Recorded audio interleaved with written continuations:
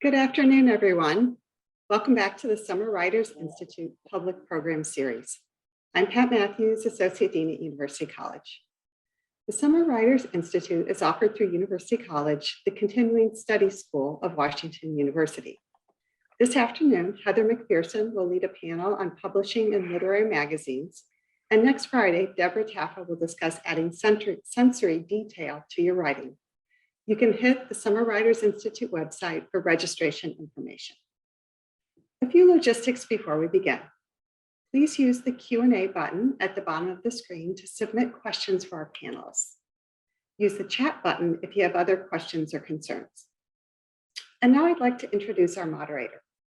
Heather McPherson has worked as a writer and editor for a variety of national and regional magazines like Rolling Stone and Talk, and has published freelance articles and essays in places like the New York Times Style magazine, Time Out New York, and TV Guide. She teaches creative nonfiction at Washington University, where she is also the faculty advisor and editor of The Spectacle, an online literary magazine produced biannually by WashU's Creative Writing Graduate Program. Heather, can you take it from here?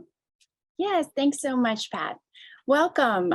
So today we're going to be talking about literary magazines or literary journals. And we are very lucky and glad to have with us two editors of literary journals. Gianna Jacobson is the editor and publisher of December, which is a semi-annual literary magazine that features poetry, fiction, nonfiction, and visual art. After a 20-year career in journalism, she turned to creative writing and received an MFA from UMSL in 2012, and then revived December, which had been an iconic and influential journal from its inception in 1958 until its demise in the early 1980s. Her essays and stories have been published in a variety of publications. And we also have Nabila Washington. An emerging Black poet, Nabila holds a master's in creative writing and English from Southern New Hampshire University and a bachelor's in visual advertising from the University of Alabama in Birmingham. She has been published in the Cincinnati Review, in the Washington Writers Publishing House, Roanoke Review, and Crazy Horse. She is the founder and the editor-in-chief of Lucky Jefferson. I'm going to ask both of them to talk a lot more about their specific magazines and their roles as editors. But first I wanted to talk just to kind of give a little bit of an overview of what literary magazines are and how they are different from the sort of mainstream average magazine that you might pick up in the grocery store. If only literary magazines were sold in the grocery store, alas. So literary magazines or literary journals publish fiction, poetry, creative nonfiction like essays. They often publish experimental work, hybrid work that doesn't really fit any particular genre. They sometimes publish other things like graphic work, like a graphic short story or graphic memoir, reviews, criticism, like book reviews, interviews with writers. They can publish any number of things, but they are very specifically interested in literature. So their readers are anyone who enjoys that kind of work, which very often is other writers. So they serve a really important function in that they introduce all readers potentially to new work, new kinds of work, and writers that they may not be familiar with. They also serve a really important function to writers as places to be published. Very often writers who go on to have careers, writers that you may know and love, very likely had their start in a literary magazine. Their first thing they ever published was very likely in a literary journal. So the literary magazines, I think the first one in the United States was a Swanee Review, and that started in the late 1800s. That is still in existence today. They became more popular in the 30s and 40s as the universities started to publish their own journals. In the 60s and 70s, with the low cost of postage and inexpensive production, they became popular with counterculture and popular ways of activism. And these days, it is impossible to know how many literary magazines exist because there are so many that are online, and anyone can create a literary magazine at any given moment, and anyone can stop creating a literary magazine at any given moment. But it's safe to say there's certainly well over 1,000 in publication at any moment. So some literary magazines are physically print magazines, some are only online, and some have both. They tend to be published either by colleges or universities. The magazine that I work on, The Spectacle, is published by WashU, but as a sort of extension of the MFA program here at WashU. So the graduate students who are getting their MFA in fiction or poetry or creative nonfiction help produce this magazine, and it is entirely online. Or they are produced by publishers or literary organizations, like Poetry Magazine, for example, is published by the Poetry Foundation, which a few years back received a donation of $250 million. So it has quite an endowment and can publish a lovely magazine, or by passionate individuals who start their own magazine and fund it in a variety of ways. I have 2 former students who just emailed me a couple of weeks ago, having started their own literary magazine that's entirely online. So some magazines might focus entirely on one genre. So my students, for example, just started this online magazine called Propagule that is entirely fiction. Some Poetry Magazine, for example, is poetry. Some might focus on a particular theme. So Ecotone Magazine, for example, is one that focuses on writing that all is centered on place or the environment. And then beyond that, all literary magazines, like all magazines, have their own particular style, sensibility, their own visual aesthetic, and their own mission or purpose. So I hope that sort of helps place us in the universe a little bit. And now I would like for Nabila and Gianna to talk more specifically about their magazines, and I'll pitch in a little bit about The Spectacle as well. So I was hoping first that you could both introduce your magazine, your journal, sort of how it came to be, and the kinds of genres that you publish, the format, how often you publish, whether you're online or in print, those kind of stats. So Nabila, could you get started on that? Sure. Hey everyone, can't see you, but thank you for joining us. My name is Nabila Washington. Again, very excited to be here. So I am the founding editor-in-chief of Lucky Jefferson, and the #1 question that we get is, why the name? What's in the name? Are you like some kind of political movement? And I'm like, no, we kind of are, but like, no. The name happened in a text message conversation pre-2015, and I wish I had that text message conversation, I'd probably have it framed on the wall, because that's when Lucky Jefferson came up. It was a typo. I can't remember the question or the conversation, but I was like, I like that name. I'm going to save it because it might be a smoothie bar, it might be a bookstore, or like athletic wear or something. And so I saved it in a note on my phone. And around 2018, I entered a creative writing and English program at Southern New Hampshire University.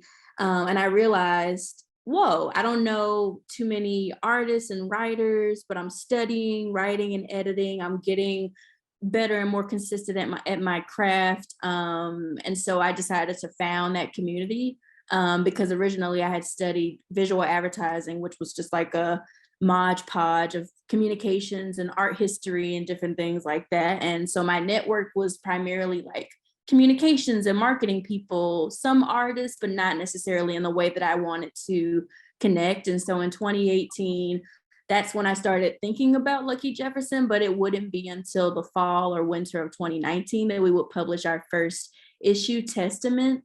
And last October, we incorporated into a nonprofit. So we're officially a 501c3, but we originally just started out as like a group of folks who wanted to see themselves reflected in the community, who wanted to see or have an opportunity to reclaim stories for people of color, by people of color. And so we made that happen. And it was kind of my North Star when I was pursuing my master's degree, because I feel like, as everyone knows, your support group kind of like makes or breaks your experience, or at least for me.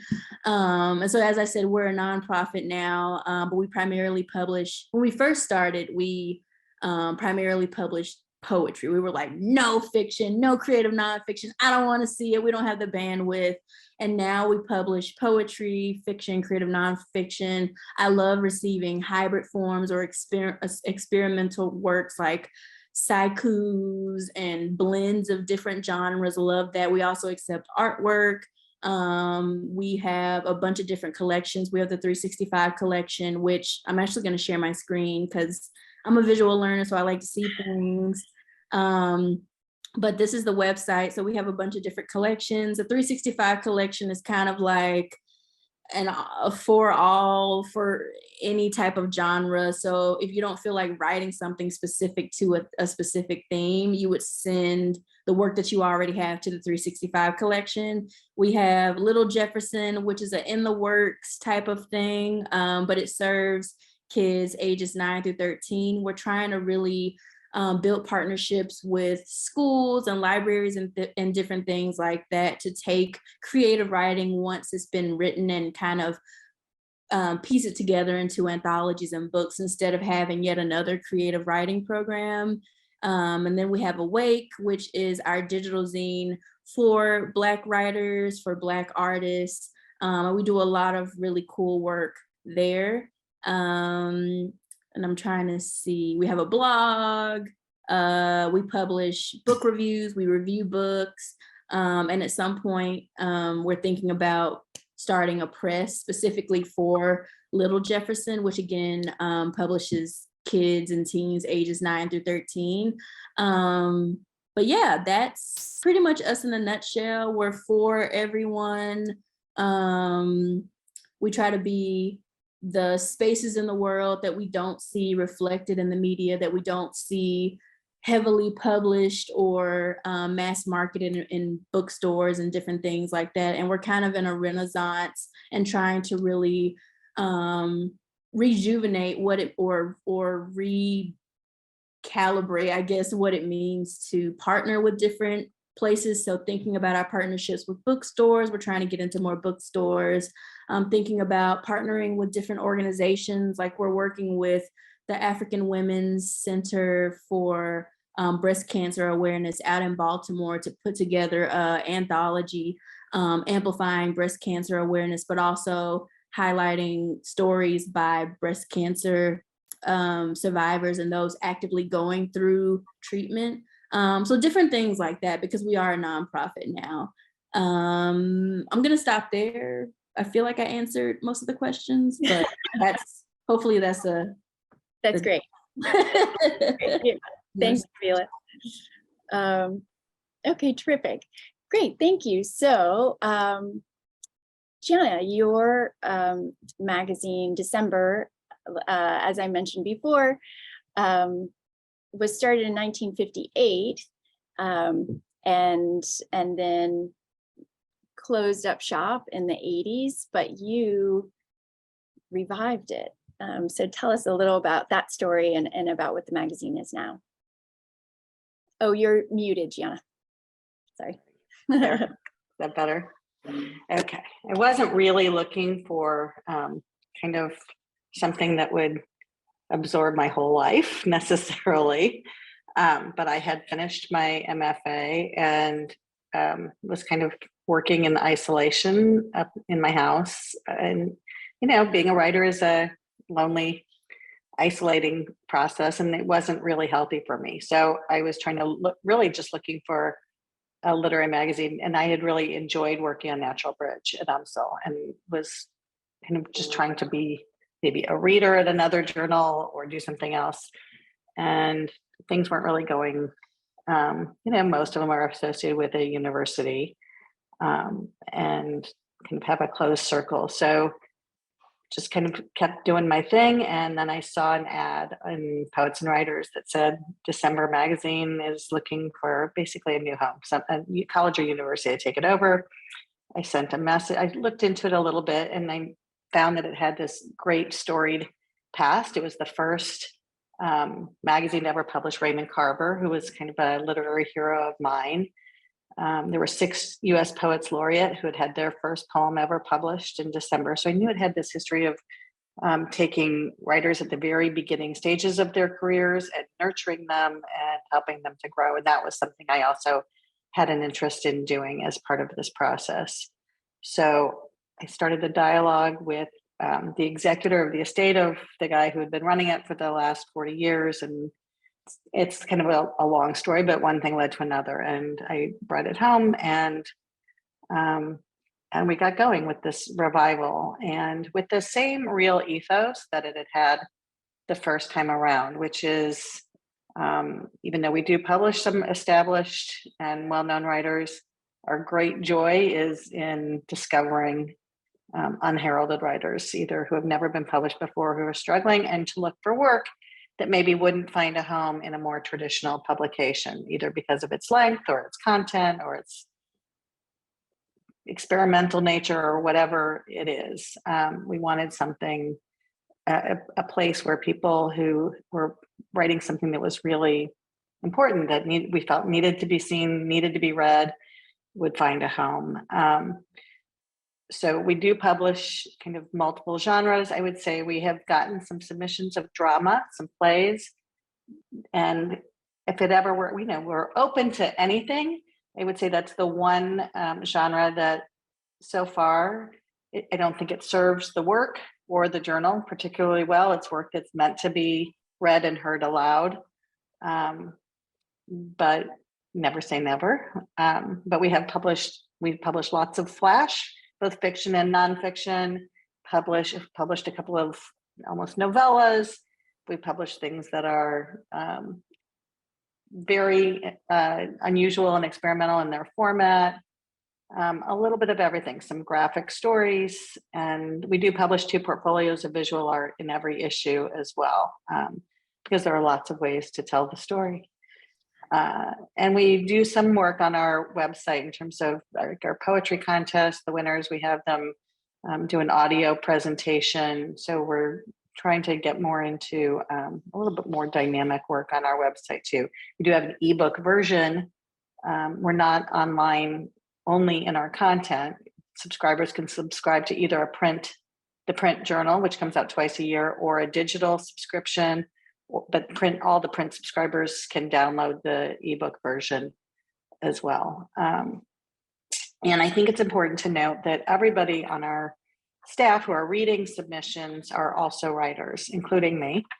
We're all sending our work out all the time. So our rule of thumb is we treat the people who submit to us the way we want to be treated, hope to be treated when we're submitting our work somewhere else. So I would say at least half of our energy and mission is the is working with the writers who we don't accept their work. So we don't have any form letters. We send a personalized rejection when we send a rejection, when we have feedback. So all of our readers who are reading submissions make comments. Nothing gets said no to until it's gotten 2 no's from our staff. And all of our readers provide some comments and feedback so that when we respond to the submitter, we know why we're saying no. So we figure we might as well tell them why too. And I think that that's more helpful. And only once or twice has that not been received the way we were hoping it would be received. But usually we get a response that thank you for paying such close attention. We're resubmitting. We always suggest the opportunity if you want to undertake a revision. Their notes, we'd love to see this again after the revision. And we've definitely published in every issue at least 1 or 2 pieces that have gone through at least 1 and often more revisions. If something just needs a little bit of tweaking, we might accept it as is and say, we love this, but we'd love to change. We just did this week.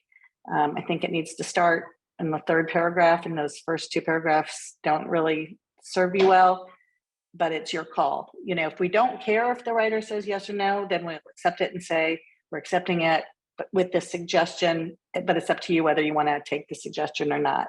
If we feel really strongly that we only want it if they're making the change, we say, we'd like to accept this if you're willing to make that change. And if you're not, we understand and hope you'll submit something else to us some other time. Does that sort of answer where we were starting? Yes. Yeah, thank you. So I'm just sharing here your website for December magazine. Thank you.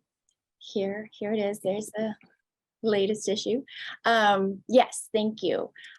So speaking of writers submitting their work to you, I'm wondering if you could talk about that process.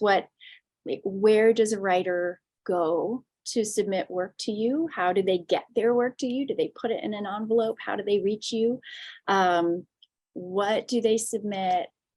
Do they have to pay to submit work to you? How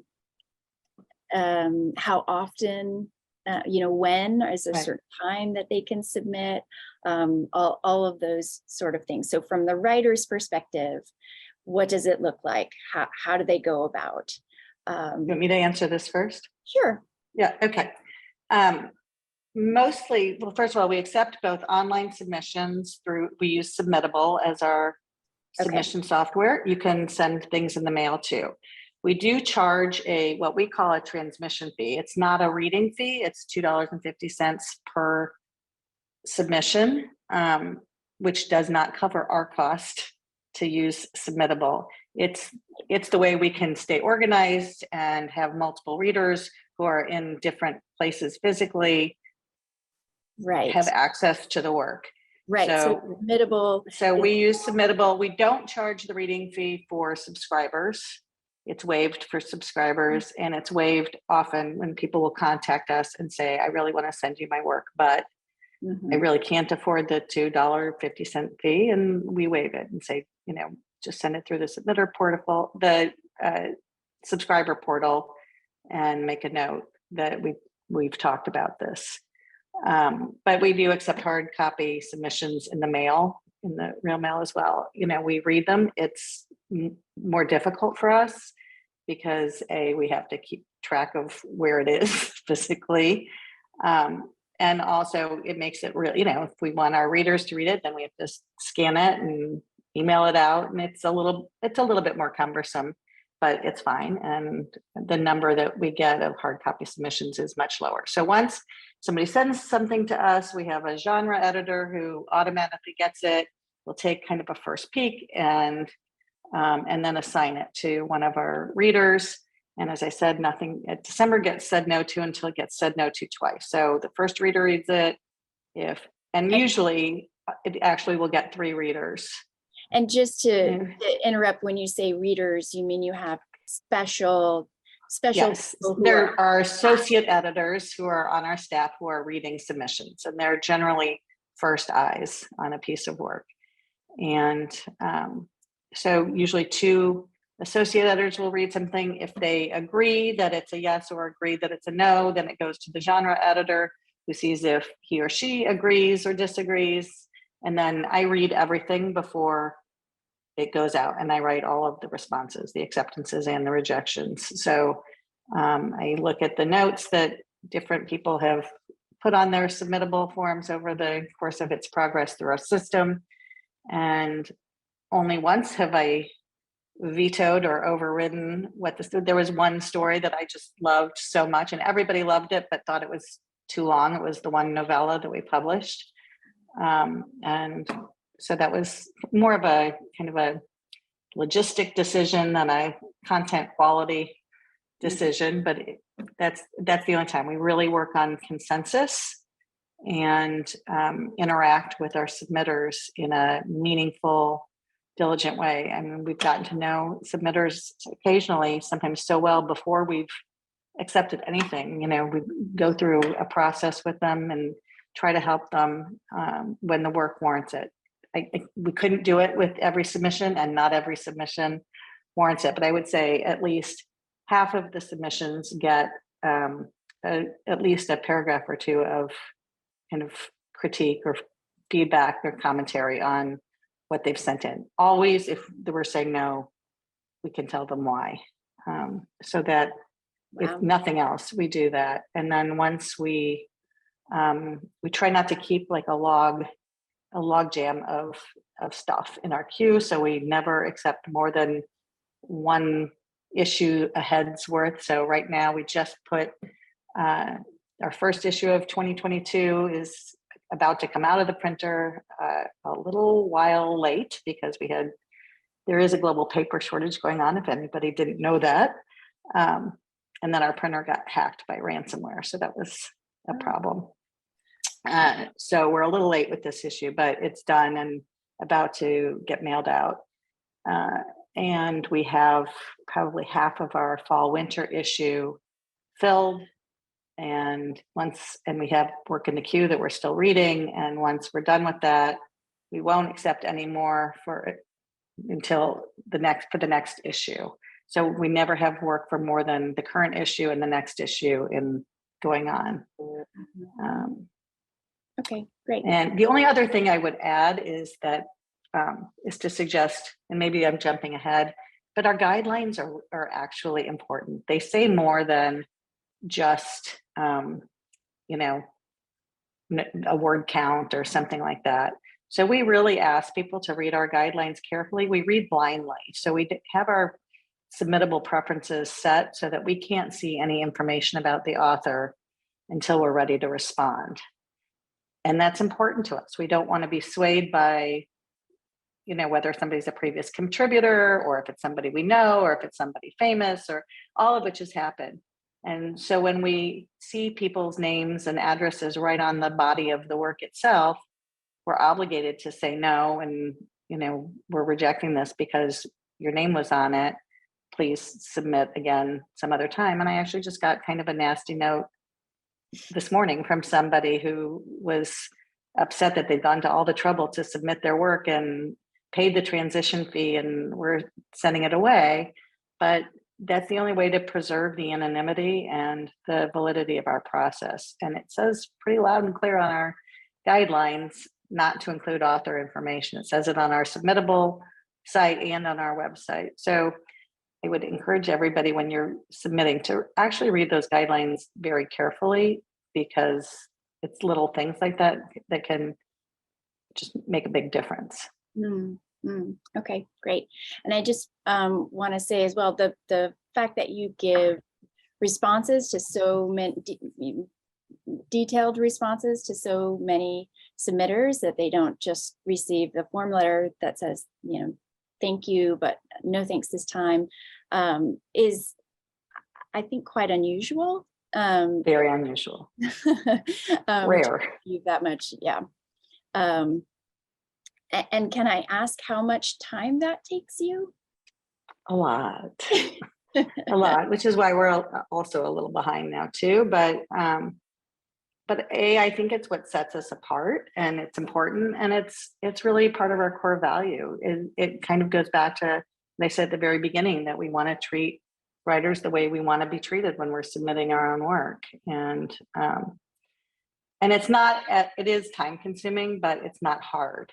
And there's a little bit of a difference. So it's not, I have lots of notes. I've always just either read something or reread it when I respond to it. So I'm really familiar with it and why we're saying no. So it does take time, but it's not a difficult thing. And it's so appreciated by the writers on the other end of it, that it's actually, for me, probably the most meaningful part of doing my job. We're getting a few questions in the Q&A, and I'll absolutely get to all of those. But one is to you, Gianna, and just ask if December is themed at all, or if you simply publish based on what you get during a particular period. Once upon a time, I heard somebody say that themes can emerge on their own, and I really kind of made fun of it when I heard her say it, and I have really been embarrassed to admit since then multiple times it does happen. So we don't ever have conscious themes that we dictate in advance, but sometimes it's part of what's going on in the world. So after the 2016 election, well, immediately after, things got very dark and very quiet. We had no submissions for 3 weeks after that election, which has never happened. And then the submissions we got, I would say, throughout 2017 were bleak. And we wanted to call it the bleak issue. But, it was in other places, in other times, not because of things going on. There just was, there was an issue where it seemed like everything was some kind of parent-child drama. Either it was parents with missing children, children with missing parents, children with dead parents, dead children, was all kinds of, parent-child interaction or lack of interaction literature. So, it just, one issue had a lot of magical realism in it and a lot of kind of fairy tale-esque quality.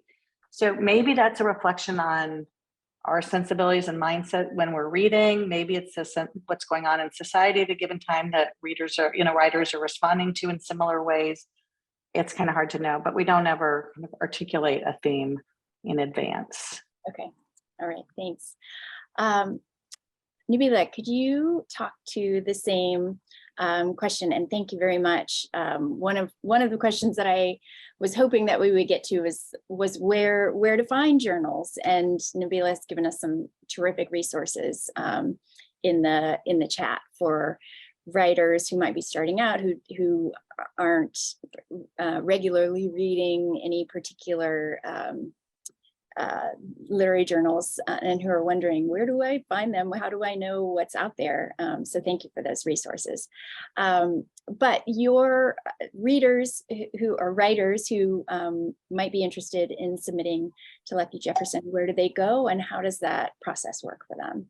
Yeah, so you can go to Submittable, but I've also shared a bunch of stuff in the chat. So Lucky Jefferson is a part of the community of literary journals, magazines, and presses, which is climp.org. So we post our listings there. You can find probably every other literary journal on there. Trish Hopkinson has been a amazing resource for my own writing, because I'm a writer too, but also just getting different interviews and our calls for submissions out there. She also has a Facebook group. I don't think it's called Trish Hopkinson, but it's called, like, I don't know, you can literally type in calls for submissions, calls for poetry submissions, calls for playwrights, any of that. Facebook is great. Groups are great for connecting with other writers, artists, understanding what residencies are available, what writing retreats are available. I also noted Literistic, they're pretty cool. Galloway.com, they share a lot of BIPOC calls for submissions, which I try to keep my eye out for. And then just hashtag writing community on Twitter is great. There's a lot of literary drama on Twitter, but it's usually, useful for if you want to understand how to prepare your submission, where to submit, who's taking what. I'll be honest and say that Lucky Jefferson does a terrible job at marketing, but for some reason people still find out that we're open for calls for submissions whenever we are. If you go to luckijefferson.com/submit, I'm actually going to just share my screen again because I'm on that page. You'll see kind of guidelines on how to submit.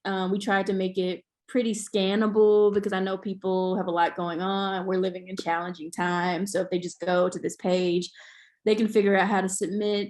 We take unpublished poetry and flash fiction and a lot of other genres. We don't charge for submissions. We publish in print and also digitally. So the 365 collection is completely digital. But a lot of our issues are in print, but they're also available online. And I saw someone ask about kind of the gatekeeping that happens when, publishers or literary magazines and publications publish an issue, but they don't necessarily release all the work.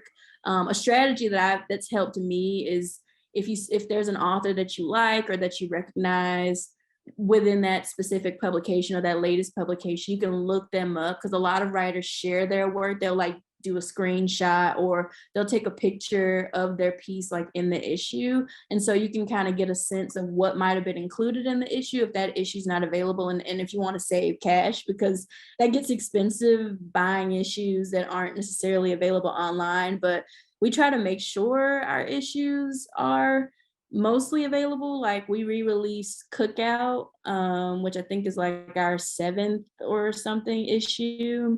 And you can find the full issue online. This is actually not the right link. I'm gonna just go to Gibberish because I think that's the one where we have it's completely online. Yeah, so you'll meet the writers, you scroll down, and then you can read the entire issue without having to buy it. But we do accept donations because we are a nonprofit. But we don't see our print issues as our bread and butter. We don't have subscriptions. We're not forcing people to get subscriptions or anything like that. We do ask for donations via Submittable, but it's optional. So when you're submitting to us and you go on Submittable and you decide that you want to submit to Sonder, which is our latest issue, you'll click this button, go to Submittable, have your submission ready based on our guidelines, which are pretty standard with other journal guidelines, and kind of upload your submission, but you'll have the option to give a donation. And one thing that we do is providing examples of what we're looking for. I don't know if someone's asked about this, but sometimes we get a lot of submissions from writers and they're not necessarily on par with the theme. We try to be as descriptive as possible with what we're looking for to try to avoid that. But I understand some writers are I don't feel like writing for that theme, or I'm just going to see if I can just sneak this poem or this piece in. And so what we've started doing is either hosting workshops where writers can work with myself and a guest editor and volunteers to kind of craft the piece in progress and then submit it, or we'll provide examples of what we're looking for, especially if the theme is kind of complicated, because we understand that writers if they're going to spend time writing something, they want it to be their best and they want to be able to share that with other publications. So we try to help them along with that. And when should you submit to us? Our deadlines are all over the place, I'll be honest. The pandemic it didn't affect us too much, but I've been making sure to take a lot of time for myself because being an editor eats up a lot of time. I literally spent an hour looking at 6 to 7 submissions, and we have a couple hundred submissions for Sonder. And that doesn't even include working with the guest editor to make sure that we are on the same page for that submission, reviewing and fact-checking author bios, working with the artist on the cover for the issue. It's just all of that chips away at my energy that I would reserve for my own writing or my actual day job, because I do have another job. I don't do Lucky Jefferson full time, but that's my vision to pay myself fully, to be able to have fully paid staff, because we do pay folks, but it's not like, it's like utility or like gas money at this point. But yeah, that's how writers can submit to us. We're currently auditing our submission process because not everyone perceives information the same way. We have a lot of neurodivergent writers. We have a lot of writers that have different accessibility needs. They can't send their submissions to us via snail mail. We're working on that. But if a writer ever has a question, they can literally just email, I think it's submissions@luckyjefferson.com, or myself, and someone usually responds. Like, I have no problem when people message me. I do have a problem when people send nasty, like harassing messages to me, especially if their submission wasn't accepted, because we try to be really gentle when we don't accept a piece into an issue or a collection or whatever. So definitely don't do that. Like, we're people, we probably have a job or some collection we're struggling through. Like, give us grace, give us as much patience as possible. Know that you're on our mind just as much as we're on yours. So yeah, I'm gonna stop there. Great, great, thank you. So can you, Nabila, then talk a little bit more about how you, what your editorial process is, how you decide which pieces to publish and which you're going to reject, and who makes those decisions, and how that all works?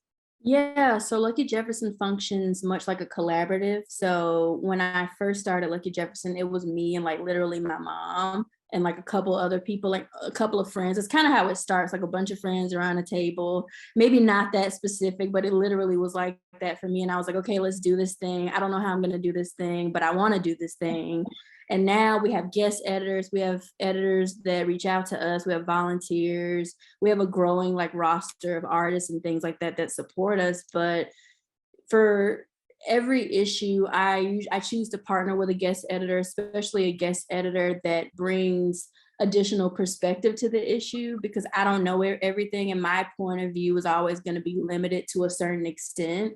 So for example, for gibberish, that issue was all about language and owning your identity through your racial background, your culture, your ethnicity, everything like that. And so I chose to partner with an Asian American identifying editor because we received a great number of submissions that were in Japanese or Chinese. And I was like, hey, I've studied Japanese for like a semester. I'm currently like giving it a shot again in Duolingo, but that does not qualify me, necessarily. Like, it's all about understanding, I guess, kind of, and making sure you have guardrails in place to be able to give writers the best experience possible. But it's me and a guest editor. We have a bunch of volunteers on like an editorial team, and we all just kind of pitch in and we'll review submissions in Submittable.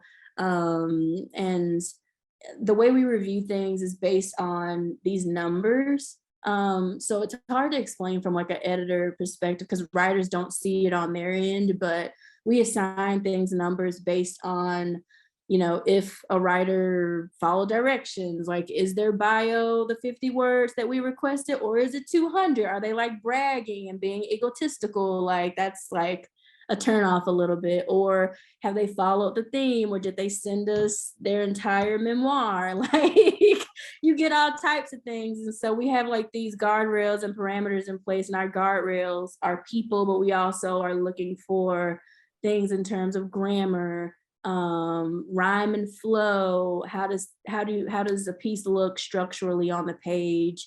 And if there's something that we love but we're not sure about, we always reach out to the writer and we're like, hey, we love this, but can we talk about this? Like, what were you, thinking about this piece? Here are a few ways, or a few directions in which it could be stronger. Like, if this doesn't veer off too much from your original vision, because we never want to make suggestions that make a writer feel like we're trying to hijack their narrative.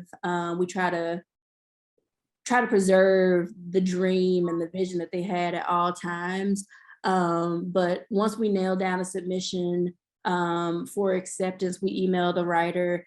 And if it doesn't need any revisions, we just send a message saying, hey, you're in. And then if it does need a revision, we'll send another message kind of saying, hey, we're thinking about accepting this, but we have a few questions about XYZ. And we kind of go through like a 3 to 8 message correspondence working with that writer. Sometimes we work with them through Google Docs or something like that, because it can get a little clunky and submittable. And sometimes it's just like, okay, let's move this conversation out of submittable. But once, you know, the piece is solidified, so once it's accepted or once it's been revised, then we kind of work with authors offline to kind of generate buzz about the issue or the collection in which they're going to be included. So we'll send them social media promo graphics, we'll give them advice on how to market their work, we'll send them artwork, tips for listing it on their website. It's kind of like we're just all hanging out trying to get excited about this issue digitally without being in a room with each other. So it's not super complicated. It just eats up a lot of time. Yeah, so since you mentioned Nabila getting the nasty notes sometimes, and Gianna mentioned that as well. And I want to say Gianna's in New York right now, and she's on her way back to St. Louis. So she's sort of she's literally in transit. She is. We're glad that she's joining us as she is making her way back.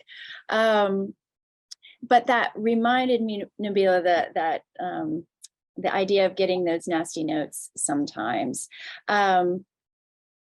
We have a question about, it says, could the panelists talk about how many submissions they receive and or what frame of mind submitting writers should be in when they send out their work? Not the nasty, aggressive frame of mind, I would imagine. And how should writers brace themselves for the rejection, which is going to come? Not maybe not every time, but it's going to come. So can you talk about that a little bit?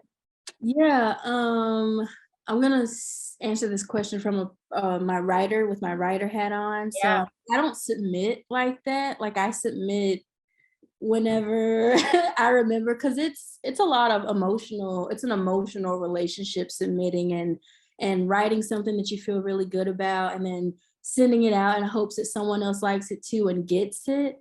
I feel like I submit a couple times a year. I feel like I spend more time making space to take space away from my writing so I can recharge, because it takes a lot of energy to write. Like I write poetry primarily, but I'm also exploring comedic writing and stuff like that. And so I go through these phases where I'm like, yes, everything's coming out of my brain the way I need it to. And then I'll have like 2 months where I'm like, you know what? I don't want to write. I'm going to see what writing retreats are available, what residencies are available. And then I say, you know what? I think I'm ready to edit the stuff that I was like getting out of my brain. And then I'll say, oh, I think I'm ready to submit it, but I will only choose like a couple of places. Like I just submitted to the Paris Review, but like I had to resubmit because I resubmitted once and it sat in there for like a year. And I was just like, what's happening? And so I withdrew and then I resubmitted again. So it's still in progress. So wish me luck on that. But I pick and choose where I want to send my work. And because it takes the pressure off of this submission or need to kind of put your work out there syndrome. So the frame of mind I would hope that everyone else would have is to like a set it and forget it type of thing. Like continue working on yourself, continue building your community and your network of writers and artists, anyone that you believe is worthy of like your time in terms of bettering you as a writer and bettering your technique. But don't feel pressured to like constantly submit, constantly put your work out there, especially if you feel it's not ready, because editors know when something's not ready. We're just like, where'd you write this? Like, But we're not going to tell them that. But it's just like, okay, this clearly is not ready. But they were just probably really excited about, like, sit with that excitement, but also be prepared for a lot of no's. Like, I sent my work to the peers review. I do not expect I have like accepted in my head that they're probably going to reject my work after waiting like 2 years or so and withdrawing and resubmitting. Yeah, just be prepared to play the waiting game, be prepared for a lot of no's, but also be prepared for that yes that you didn't expect, because that's the best feeling. Like, I did not expect to get accepted into Crazy Horse. And I also did not expect to get paid for it. That was the first time I had ever been paid for my poetry. It was like $80. And I was like, oh my God, my phone bill is taken care of. Like, yes. But just, so all I'm saying is, like, continue to make space for yourself and your work, but also make space for, your favorite literary mag not, liking your work, or just, it might not even be the fact that they don't like it. It could just be, we have met our cap, or we don't know where this fits, but try us again. Because we tell writers, like, hey, like, this submission wasn't a fit for Sonder or whatever, but we want to hear from you again, because this is great. Keep, putting your work out there. This isn't a forever, we don't want to see your work. It's just like, not now.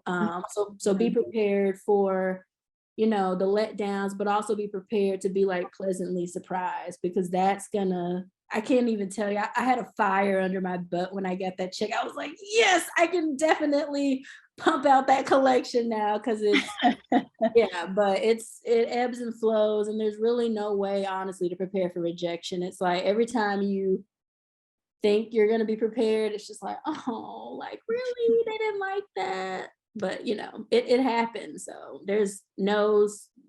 My rule is, for every door that closes, there's like 2 more that open. So just be patient with yourself and don't take it personally. And definitely don't email the editor with nasty remarks, because we remember that. I remember everybody that ever said something nasty to me.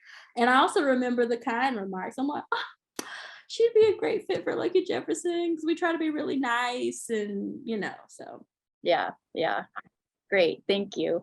Gianna, if you are there and available, I wonder your thoughts on this as well. How many submissions do you get per issue? And therefore we can all sort of do that math on how many rejections versus acceptances, and how writers can sort of steel themselves for those rejections. Okay. I'm leaving my video off because I could see that it was bouncing around a lot, and I am in a car now on my way to the airport. So we get about 1,500 submissions a year. Okay. Not including our contest entries.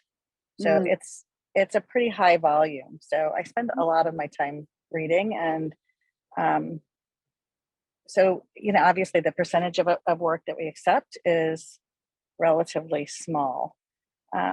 We find that most things fall into a couple of categories. About 5% at most is just so great that we know the minute we read it, it's a yes. And we have other readers read it, but there's just immediate consensus and it's great. And there's another about 10% appallingly bad.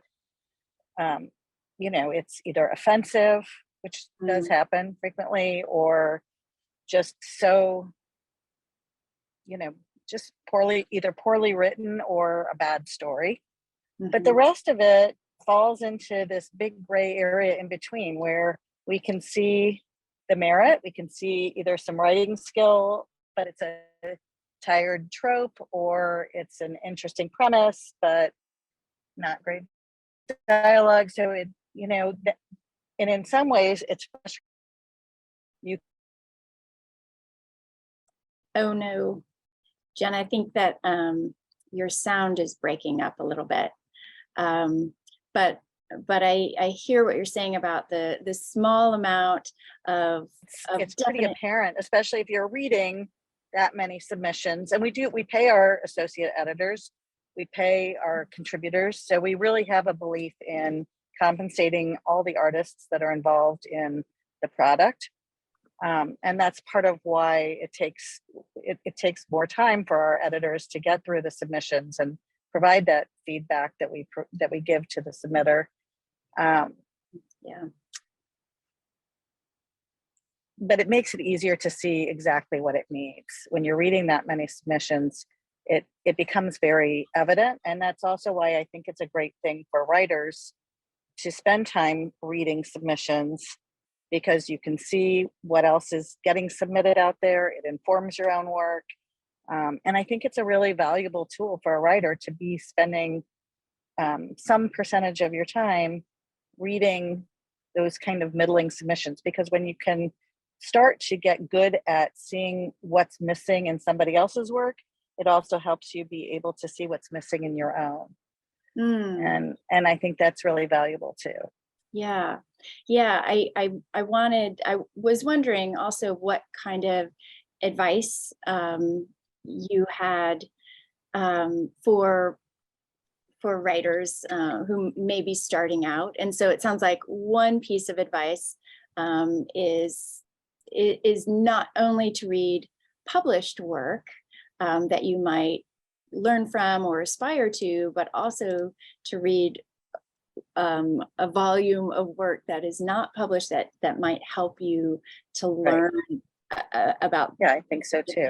These. When you're in the spending time making suggestions to somebody else, and like everything in life, you see somebody else's face in a different way than they see their own faces. And by the same token, you see your own work in a different way than other people see your work. So when you're spending time examining the work of other writers, especially work that isn't quite ready for publication, it can really help your own writing enormously. Great, thanks. Nabila, any advice for writers who maybe have never submitted their work for publication before, or have perhaps have but haven't received an acceptance yet? Any things, advice you have for what to do, and then we'll get to the what not to do. So what to do if they've never submitted before? Yeah, just some general things to think about if you are an aspiring writer. Some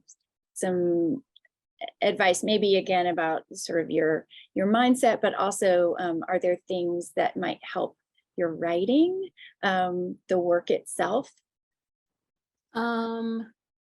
Something that I keep with my writer hat on, something that I keep at the forefront of my mind at all times is that everyone is not going to get my work. Everyone is not going to appreciate what I bring to the table. And frankly, my work and your work, anyone else's work, is not for everyone. And that's really helped. Again, I talked about the pressure of submitting and the pressure of being an on writer. So being, at open mics and publishing and chapbook release every week, like that type of writer. It really helps to kind of maintain my frame of mind and walk my walk instead of the walk that it seems to be like fabricated online or prescribed. There is no like magic formula to getting submitted. It had been, I can't remember the number, but like 10 to 15 years between the time I was published and read my work on a radio station in like middle school to the time I was published again. So when I started Lucky Jefferson, I didn't have a lengthy, I've been in, all these different places. And so I felt like I didn't have the credentials and that my literary journal wouldn't be taken seriously. But, and that was one of the reasons why I went back to school. And so I think making sure you're setting the example that you want for yourself and not an example that society is setting. You know, you don't have to be poet laureate to be successful. You don't have to have 20 chapbooks and like 30 collections to be a writer. You can be a writer in your own way. You can reinvent what it means to be a writer and what it means to submit, because the submission process is changing. It's becoming more accessible. There are more and more literary journals popping up every day that are prioritizing all types of voices instead of just a small pocket of voices. The rules are changing. I mean, honestly, there are no rules. So that's my advice, just to do you, and don't put too much pressure on yourself, because your acceptance will happen at some point. The no's will feel like they're forever, but trust, it's going to be one day you're going to get that email, welcome, or congratulations, however they say it. And you're going to be like, oh my God, I'm so glad I hung in there. Like, and if you ever need support, like there's Facebook groups, you know, literary Twitters of the Wild Wild West, but you can find a lot of comfort in people going through the same thing. You're not alone. And if Can you I ever, add one? Sorry. I'm sorry, I thought you were done. I'm You're done. done. I want to add one thought.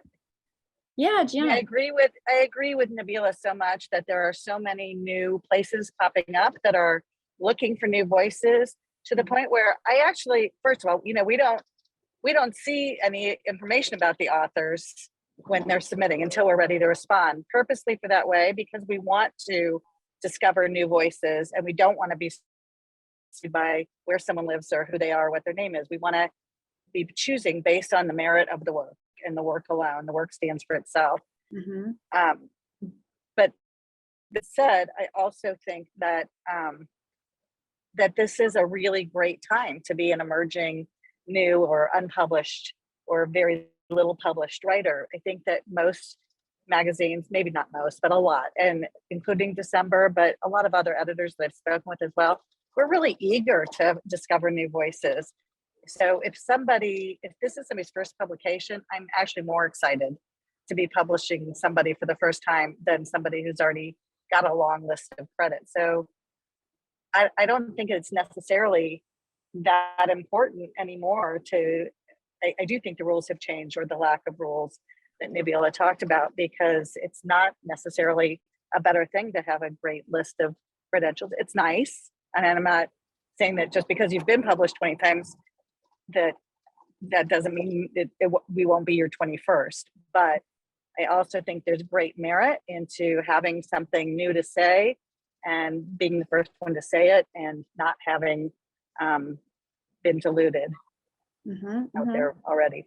To that point, we have a question about your writer's bio, which is often requested as part of the submission process, to give your official bio. And the question is how important that is or not. Is it considered as part of the process? And Gianna, for December, no, the opposite, right? You don't want to see that bio until after you have decided to be accepted. Not only do we not, if you send it with your work, we don't even look at it until we're ready to respond. But even then, we don't use contributor bios. We have a contributor notes section we send with the acceptance. When we accept someone's work, we send our own questionnaire. I have just found that when I love reading the contributor notes in other journals, but when they're just filled with, you know, a list of 5 places that they've published and the award that they were a runner-up in that I've never heard of, and where they got their MFA, they all start to sound alike, and they don't really give much insight into the author. So we send a contributor questionnaire that asks both those questions: where else have you published, and what's your background and your education, but also what's your day job, what are your hobbies, who are your pets, who do you love, who do you read, who, you know, it's kind of a free-for-all. And then we take those questionnaires and we write the bios based on what's in there. So if you don't want us to know something, if you don't want the world to know something, don't put it in the questionnaire. But we try to make that kind of interesting reading material that will also give our readers some insight into what makes each writer a little bit unique and different from the next one. That's interesting. Yeah, that's also not common. I think most most publications request a bio, and if your work is accepted, that's the bio that's published with your work. That's certainly Right. the way that the Spectacle does it. But as Nabila referenced earlier, fact-checking those bios is something that the Spectacle does as well, because often writers themselves will not get the name of the publication where they were published in correct, or the name of the award. Not that in the Spectacle we don't disbelieve our writers. We're not suspicious that they're making things up. We just know that they don't always spell things properly, for example. But we don't write kind of cool, interesting bios on their behalf. The one thing I guess I might say about the bios that start to sound alike and feel like just a sort of a list of where people have been published, that is another place for aspiring writers to look, potentially maybe to find a publication that you haven't heard of before, especially if it's a writer whose work you really, really love and think, oh, this is amazing. Then you might look at where else they've been published, assuming they have been published in any other places, because those publications then might sort of speak to your own work, your own aesthetic. Let's see, we have some more questions that I want to get to. So one question is about accessing samples of work. I think it's fairly common on guidelines to say something like, read our publication to know the kinds of things that we like. So if you want to know whether or not your work is likely to fit in here, you ought to read it. And sometimes that's, I think, often said because it's clear. So Gianna said before, maybe 10% of the work is kind of an automatic no, and sometimes that's because it's offensive or really obviously terribly written. But sometimes it's also because a magazine only publishes poetry, and this is labeled as fiction. So someone is very obviously not familiar with the magazine or what it does. And so sometimes it's to ward that off, just have a look and know what we publish and what we don't in a big and obvious way.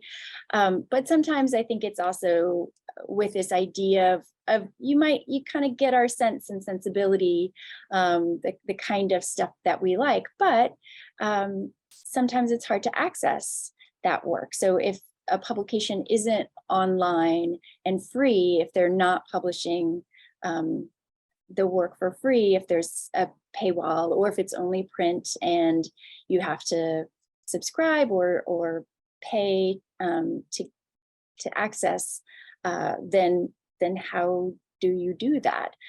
So one of the questions was about that. Is there a way to access maybe some small amount of the content to avoid having to subscribe or pay for individual issues? So any thoughts on that question, either of you? I think I shared this earlier, but a lot of writers, especially if they're big into social media, they'll screenshot their published piece, because Lucky Jefferson gets tagged and stuff all the time. So if you can't, for some reason, access the full edition of an issue, you can follow that specific writer to see if they have specific pieces online on their website, because maybe they just posted it on their website, or maybe they have a screenshot of it on Instagram or Twitter. Like I said earlier, Lucky Jefferson, we try not to gatekeep anything, so we don't charge for workshops. We try to make sure everyone has access to anything that they need, which means most of our issues are available online, even though you can buy them too in print. I also encourage folks to just reach out to the editor, not to like increase the amount of messages to myself and anyone else, but Because you'd be surprised. Like people have just randomly reached out to me and asked me different questions, and I admire kind of like their bravery because it's scary reaching out to someone, but we're just like regular people, like in my head.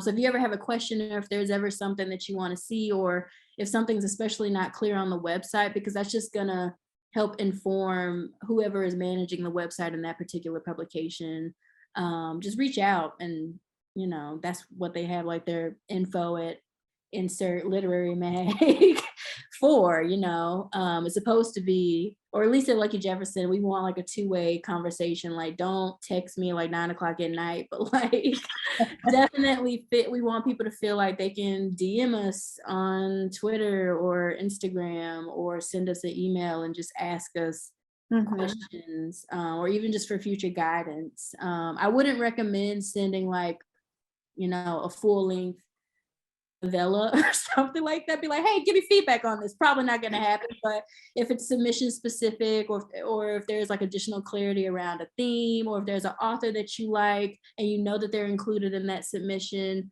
that might be hidden or whatever, for whatever reason, we'll be happy to send that to you. That's not going to be the experience everywhere. Like, not some editors are like, they're like, nope.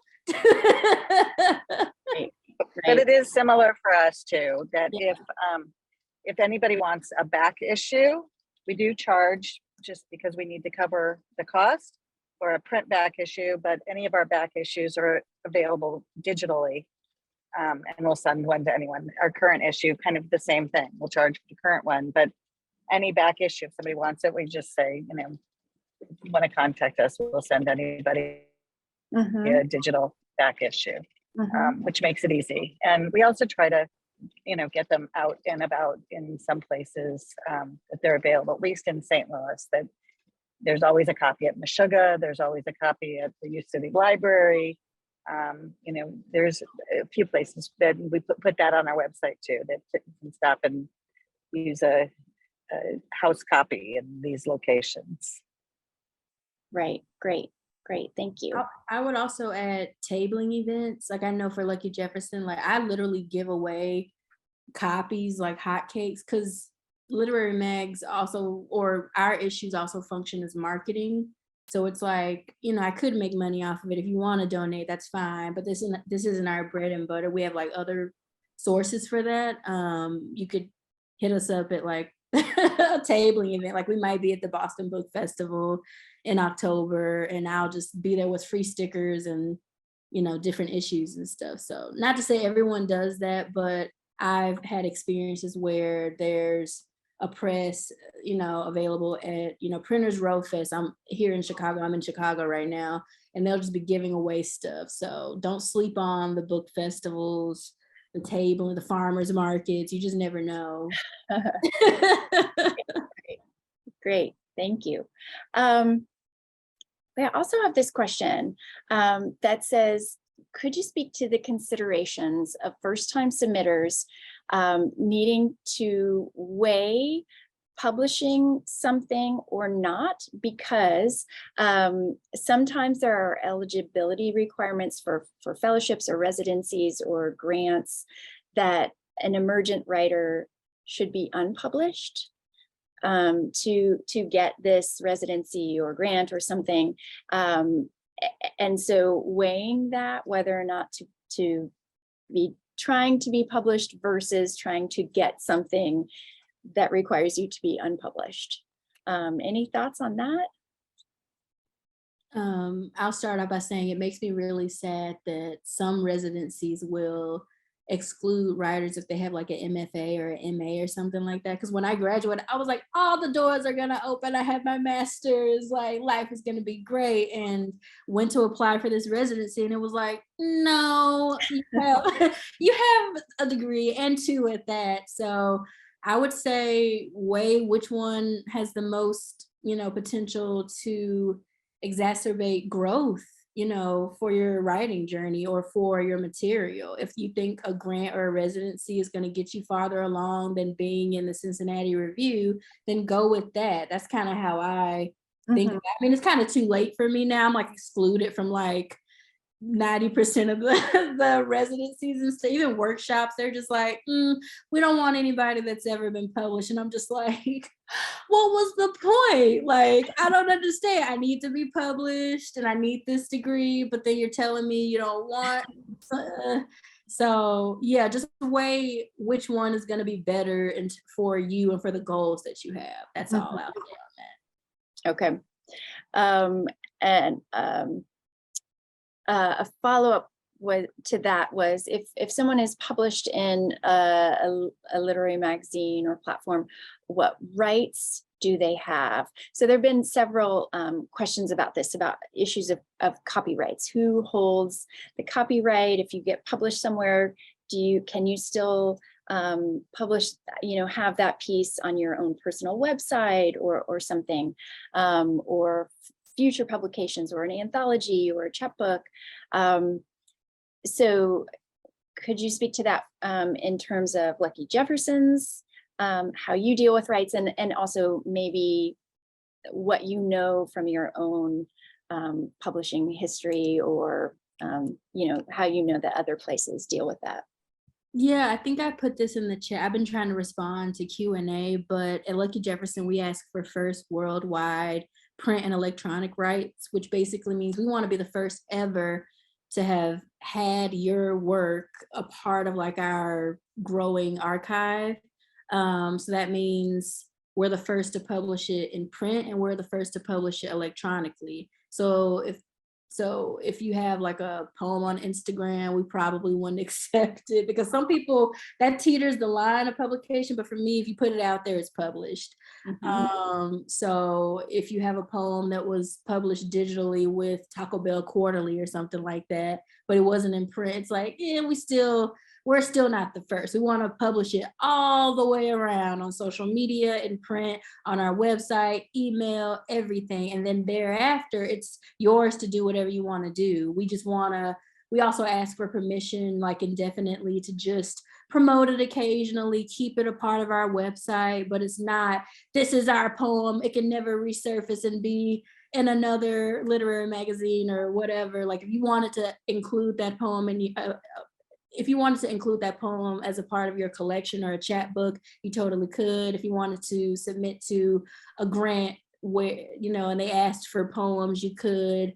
You literally don't have to let us know. It's because all of that, usually we just ask that people wait until it's published. So don't send it to the New Yorker's poetry section before it's published with us, because then we're going to be like, okay, we've ran into some situations where an author was like, oh, I thought, a simultaneous submission meant that I could have it accepted here and accept it here. And I'm like, no, that just means that you're sending your work out to multiple places. And then it's probably up for grabs. At least that's what it means to me.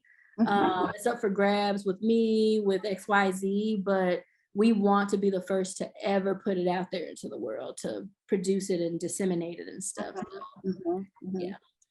The Spectacle has the same, essentially, that the Spectacle wants to be the first to publish it. And I think that we have a 3-month sort of container on that. Let us be exclusive for 3 months. And then after that, then the writer sort of rights revert to the writer, and they can do whatever they wish. But yes, we also retain the right to continue to have it on our website, and to, should we ever publish an anthology, we still retain the right to be able to do that. But there was an earlier question about simultaneous submissions as well, and I would say to that most places advertise whether they're okay with simultaneous submissions. And like Nabila said, that just means, if you have a poem and you're sending it to multiple places at the same time.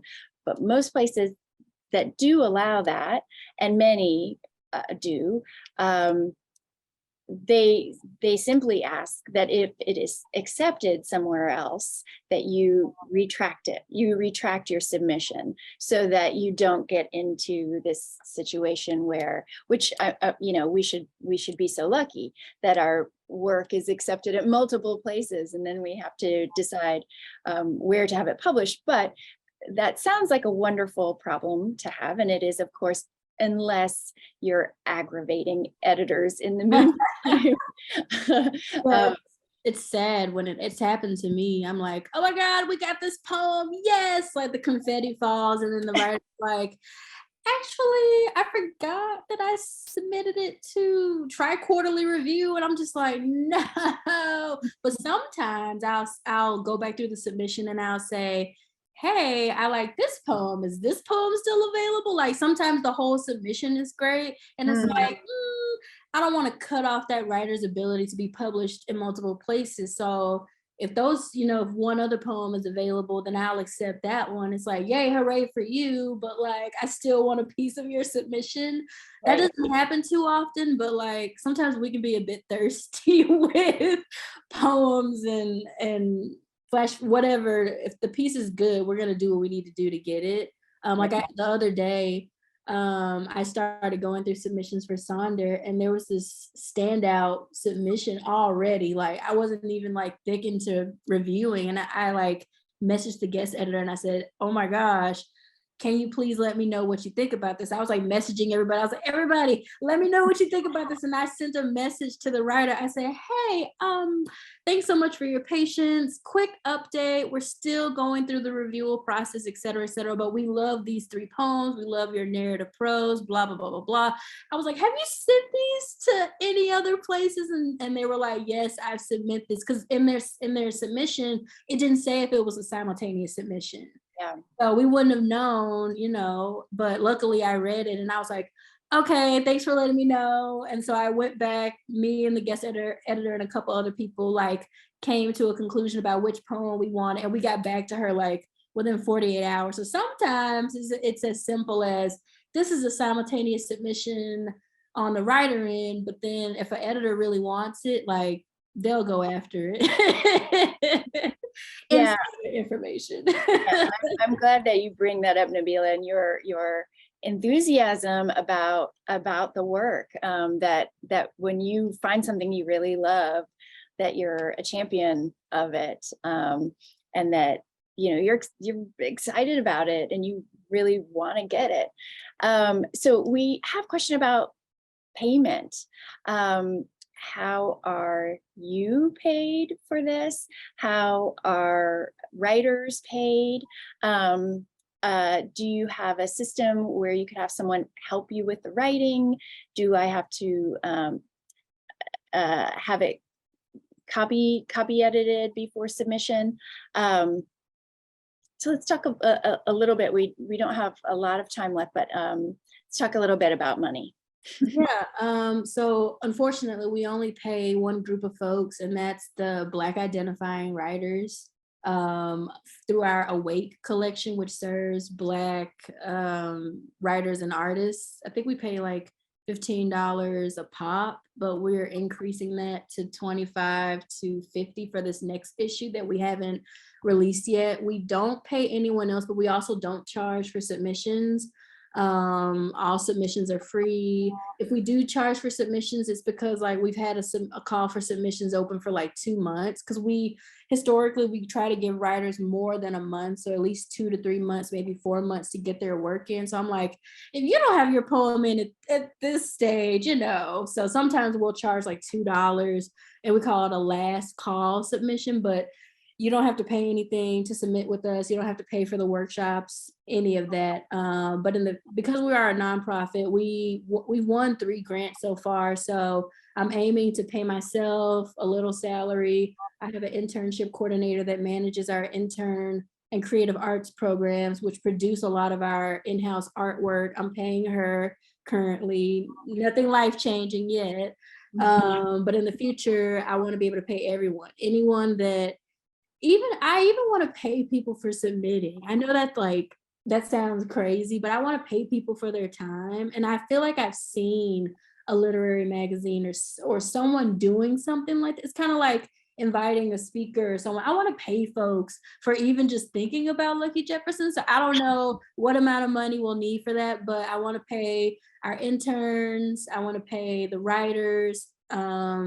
editors, everyone, because we're kind of lightly paid. You know, we don't pay everyone in like biscuits and coffee, but we're getting to a point where it's like, okay, I can actually hire someone for a short while, et cetera, et cetera. But yeah, so no payment, no robust unique payment model, but the future is I want everyone to be paid, readers, volunteers, Right. even the board, if I can get away with that. Yeah.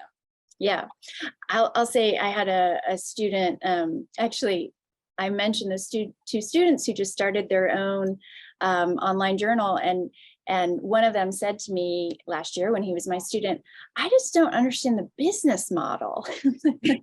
And I said, oh, honey, it's not a business. That's why you don't understand the business model. This is not to make money. The vast majority of literary journals are losing money, not making money. So unfortunately, so that's why often they're associated with a university, like the Spectacle, because and many of those sadly are closing because many universities and colleges are not faring well financially, and so those are places where they're cutting back. But the Spectacle, for example, it has a small pot of money that it's funded by the English department here, and so we are able. I'm on staff. Everybody else is a volunteer, and then we have enough money that we can pay every writer $50 who's published, but we publish usually 6 to 8 poets and 4 fiction writers, 4 nonfiction writers per issue, and that's what we can afford with our and of course we'd love to be able to pay more than that, and yeah. Okay, I think maybe our last question is opinion focused submission, really trying to figure out where might this fit, what journal might work here, or the sort of scattershot, just send it everywhere and see if any place sticks. Do you have thoughts on those approaches? When I've restarted my writing journey, because I feel like I took a break for like 10 years, I was sending my stuff everywhere. And I was really just trying to get a better understanding of, that's a good way to get a great understanding of the submission process overall across journals, presses, whatever. But as I started getting acceptances, I was like, okay, I'm going to dial it back a bit. I'm going to be more selective. Not everyone deserves my work. It's a two-way street. Like, don't think that just because an editor is an editor or a pub, lit mag is a lit mag, means that you have the power to also choose these places. Do your research, look us up online. What groups are they a part of? How do they interact with people online?